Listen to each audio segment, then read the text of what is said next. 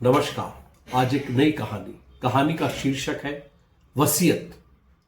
क्या वसीयत बनाई है पापा ने? घर जमीन कुछ भी हमारा नहीं, सब में मम्मी की हिस्सेदारी। जब तक वह जिंदा है तब तक हम कुछ नहीं कर सकते, बहू प्रिया ने नाक भौं सिकोड़ते हुए कहा। मैं भी यही सोच रहा हूं। मम्मी को पापा की पेंशन तो मिलती ही रहेगी, पापा के जाने के बाद भी।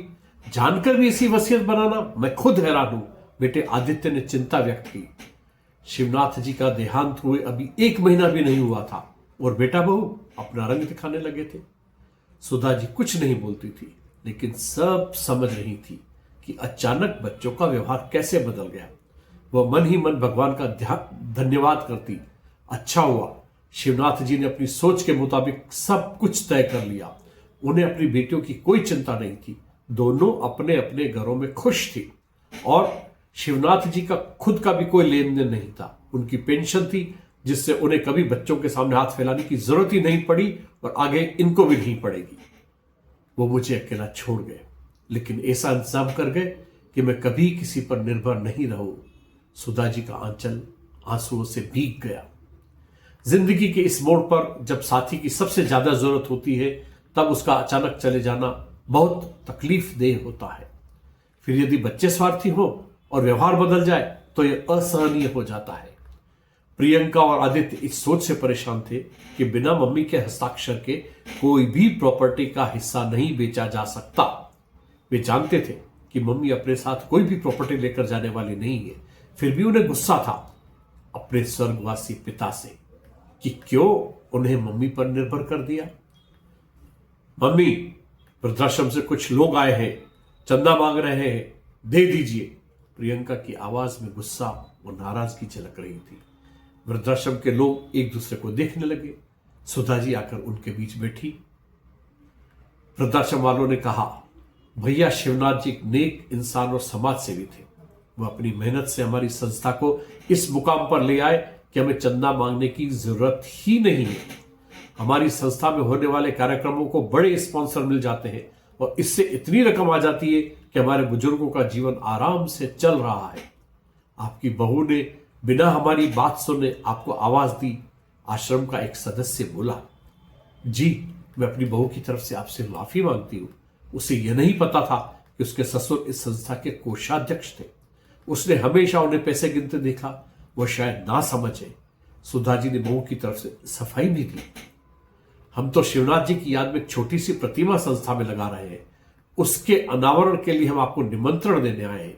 अगर आप इसे अपने हाथों से करें तो हमें खुशी होगी। वह अपने नाम को सार्थक करके अमर हो गए हैं। सुधा जी की आंखें छलक पड़ी। वह इंसान जो समाज के लिए इतना कुछ कर गया और यहां पराये लोग उसकी सराहना कर रहे हैं, वही अपनी औलाद उसे गलत समझ रही है। सुधा जी ने मन ही मन सोचती हुई निमंत्रण पत्र ले लिया। आदित्य उन लोगों के जाने के बाद बाहर आया। कितना लिया?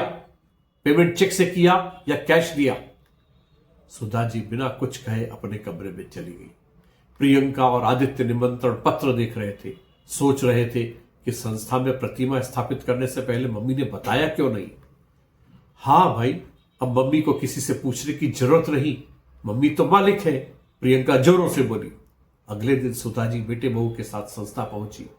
वहां शिवनाथ जी की प्रतिमा का अनावरण सुधा जी के हाथों से हुआ।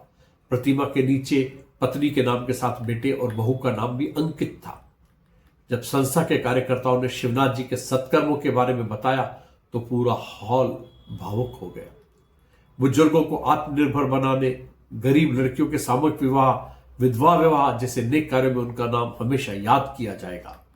प्रियंका और आदित्य कुछ कहने लायक नहीं थे, क्योंकि मां के साथ उन्हें मिल रहा यह सम्मान सिर्फ और सिर्फ उनके पिता की वजह से था।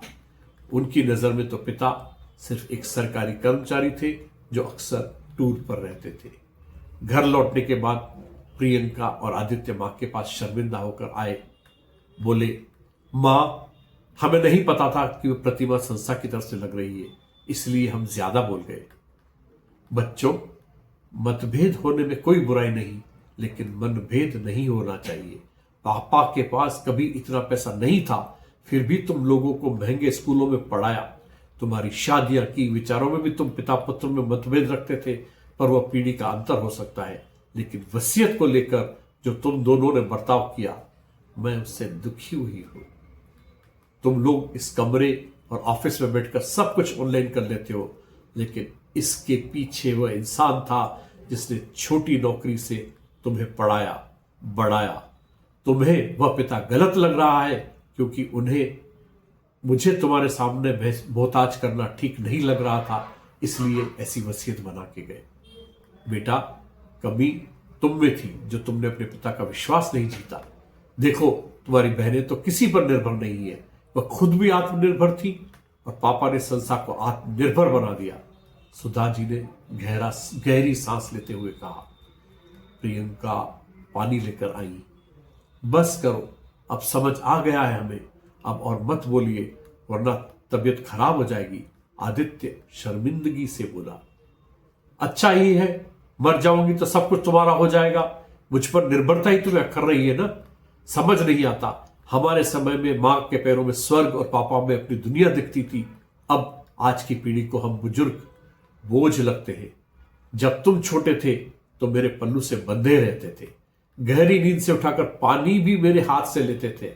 वह निर्भरता सही थी, अब एक हस्ताक्षर की निर्भरता तुम्हें इतनी बुरी लग रही है, सुधा जी ने कहा, जबकि उनकी आंखों में आंसू थे। आदित्य मां के पैरों में गिर पड़ा। मां, आज संस्था में जाकर समझ आया कि मेरे पिता क्या थे। आज जो उनके बारे में सुना तब समझ आया कि इंसान की असली पहचान क्या है। मरकर भी लोग कैसे दिलों में जीवित रहते हैं। अब मैं वादा करता हूं, तुम्हारा यह बेटा तुम्हें कभी शर्मिंदा नहीं करेगा और पिताजी के रास्ते पर चलने की पूरी कोशिश करेगा। सुधा जी अपने बेटे को सीने से लगाकर आंसुओं में डूब गई। धन्यवाद।